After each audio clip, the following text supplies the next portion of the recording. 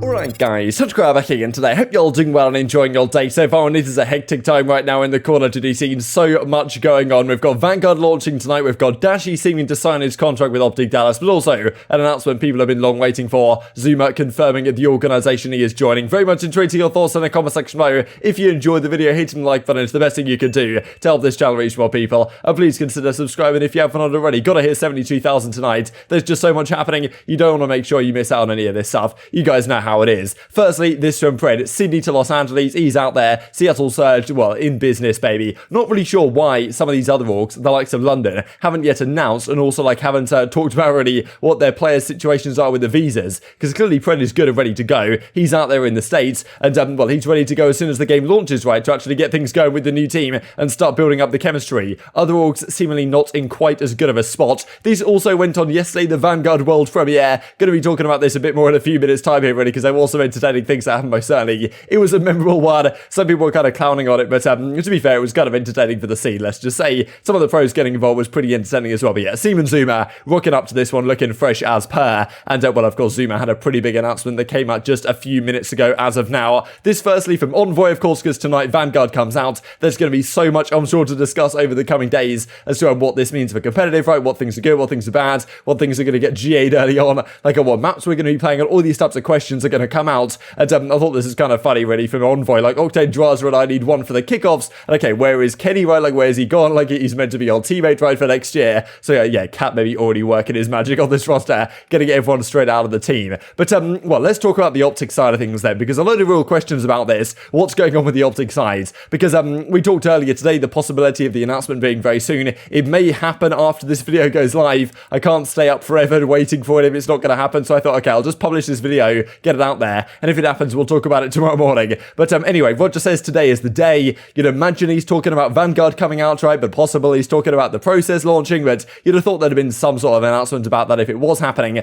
And I mean, a load of the OpTic guys did exactly the same tweet. The likes of Scump said a very similar thing. Today is the day. You guys know how it is. So, well, anyway, Vanguard's launching. That's kind of what's going on. We did also see this. I mean, from Adam Apicella, for example, at Hexes at Go Time, he's been particularly active the last 24 hours or so on social media. Does that indicate that something's about to happen? You would imagine it kind of does around launch time at least. You'd think they're thinking about doing some sort of announcement because, of course, well, Scump and the guys want to play these kickoff tourneys with their roster. So I guess we'll have to see what happens. As I'm saying this, it may have already happened. Who knows if they did it kind of a late time over in the European side. I thought maybe they're doing it a little bit earlier than this if they are going to do it today. But I guess you guys will find out maybe when I'm sound asleep. This also from the flank, because there has been some talk about it. Illy and others have kind of said that, look, it's going to happen before Vanguard releases. So, Vanguard releasing tonight. The early hours in the morning for us in the UK for sure, but in the States it's a little bit earlier than that, I'm pretty sure. So definitely still something to keep your eyes on over the coming hours. This also that a couple of people were pointing out, firstly, well, Marigin right here and a couple of other guys were mentioning it as well, that yes, the Dallas Empire changed their bio. They changed it and then they kind of changed it back. They changed their website back to what it was before, but they removed a couple of the Empire references in their bio.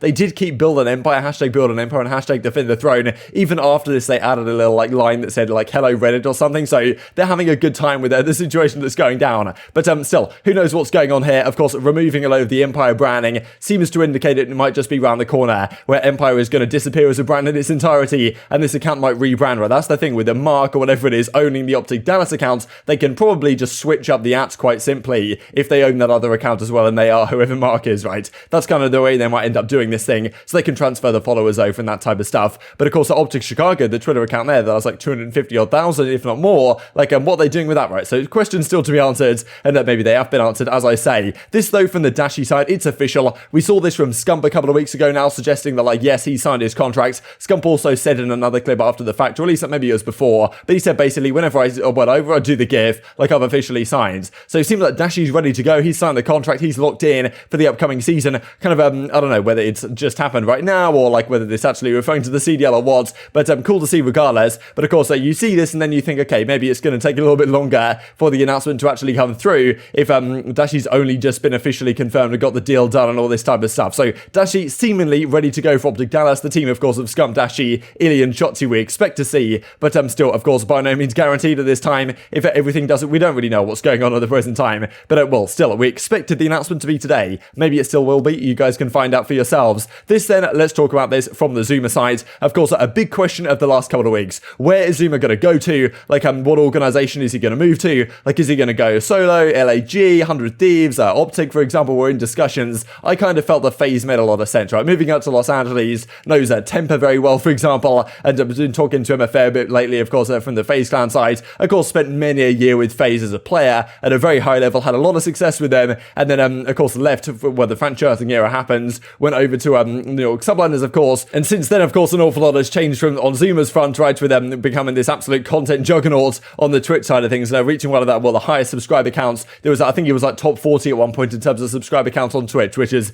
absolutely remarkable, and I'm sure he can get up to those kind of numbers, like an incredibly entertaining, charismatic guy that has achieved great things in COD, and will continue, I'm sure, to achieve great things outside of it as well. He's done fantastic things for our scene as well the last 6 months or so, bringing the flank into the mix, a show that we didn't really know we needed until it arrived. Of course, there will be some talk about this, because however good this is for ZooMaa, and I think it certainly is good, and absolutely massive congratulations, there is, of course, the question that, okay, people don't necessarily like the FaZe clan organization so much in general, doesn't have necessarily the greatest reputation, and then also we know this Benjay and Asim, right, so like former member of FaZe as well, definitely has a soft spot for the FaZe guys on the show, and we tended to see last year on the flank that generally we'd find that when New York Subliners were involved, there would be a lot of talk, ZooMaa would be kind of, at least because he was relatively close to the team and the guys on the team, there'd be more of a soft spot for the New York Subliners guys, and Ben would have more of a soft spot for the FaZe guys, right, FaZe troll if they lose a series, this type of stuff. Now, of course, with both members now kind of being FaZe guys, it does raise questions as to what exactly this means for the flank. Of course, is the show going to be, like, how biased is the show going to be effectively? I personally think it didn't really affect the viewing experience at all last year. The fact that Ben was kind of, had his sympathies towards FaZe, and of course, ZooMaa had his sympathies towards, like, Cellium, I guess, on FaZe as well, and knows a lot of the FaZe guys very well also, but also was kind of sympathetic towards New York Subliners, right? And I think, I don't really think this will change all that much, but there will certainly be people who will be looking at this and thinking, okay, I hope the show can continue to contain, like, the luster it had, and, I think, like, Zinni will have to come on and certainly be pretty, not necessarily anti-FaZe, but, he'll have to balance things out, right? Because, like, it's now going to be a FaZe show. He's not part of Atlanta FaZe, but it's going to be, like, for FaZe, right? In the same way that it was kind of the Subliners show and it had all the Subliners graphics, it's now going to be the same thing on the FaZe side of things, and, of course, well, that certainly has its implications. I still think it's going to be absolutely phenomenal, but, it's just something that was being discussed, so I thought I'd mention it regardless, and I'm sure your thoughts will be interesting in the comment section below, because I think there's been a lot of people saying,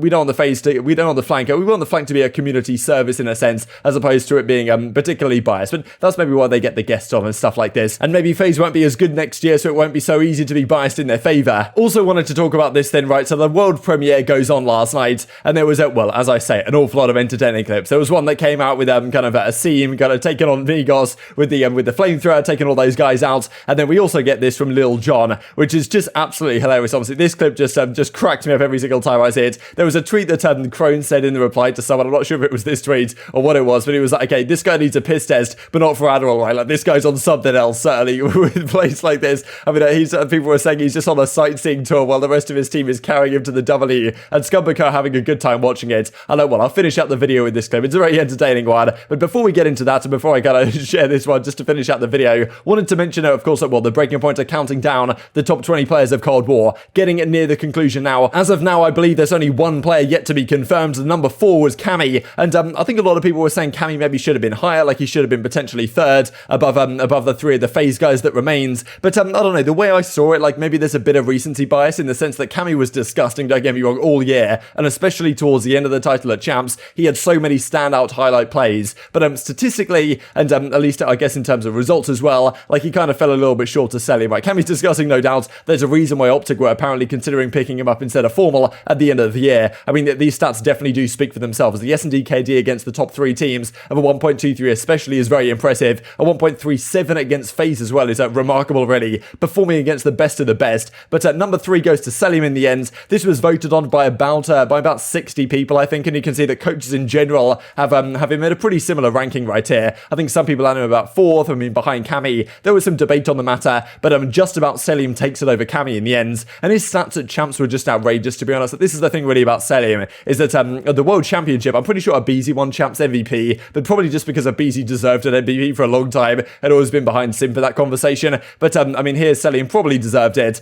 But I mean, yeah, his stats at Champs are outrageous. Like, this stuff is just absurd, to be honest. The fact that he's the 3rd best player on his team, very arguably, is really something to be debated. And that's the thing, right? If FaZe continue their dominance, you do have to wonder what the flank is going to look like next year. Number 2 then goes to aBeZy. We'll talk about number 1 tomorrow. I'm sure you guys can guess who that man is. But yeah, number 2 goes to aBeZy. Pretty unanimous in its decision. Some people had him as number 1. His average rating was at 1.83, so it certainly wasn't completely unanimous in favor of the number 1 player that I'm sure you guys can guess. Slayer rating number 1 for the entry SMG role, and I mean, yeah, his stats in terms of opening duels way far and beyond everyone else in the entire field. Looking forward to seeing how this one continues into next year, and well, it's that time then. I'll share this clip. I'm a drinker, not a gamer, says Lil John. But very much intrigued to your thoughts on all this stuff in the comment section below. Hope you guys enjoyed the video. If you did enjoy it, hitting the like button tells the YouTube gods this is a good video. Others like you may enjoy it as well, and I've grown the competitive Call of Duty community. Thank you much as always. Take care, and I will see you next time. Well, you can go back and, like you said, watch the VOD. That's how you can see it again, no, Maven. it's Patrol. It was pretty incredible. But all right, hey, map number 2. Game number 2, we're going to hop on in right now. It's going to be some Desert Siege action. Look at all the wind, Maven. It's just moving around. Well, this one, I've been excited to see. I haven't personally played Patrol yet, but Hardpoint has been part of, you know, the Call of Duty Esports for a really long time. But now, to my understanding, it's like kind of one point, instead of it popping to set positions, it's just sort of a constant rotating Hardpoint. You gotta be baked out of his mind or something. I'm pretty excited to see, because I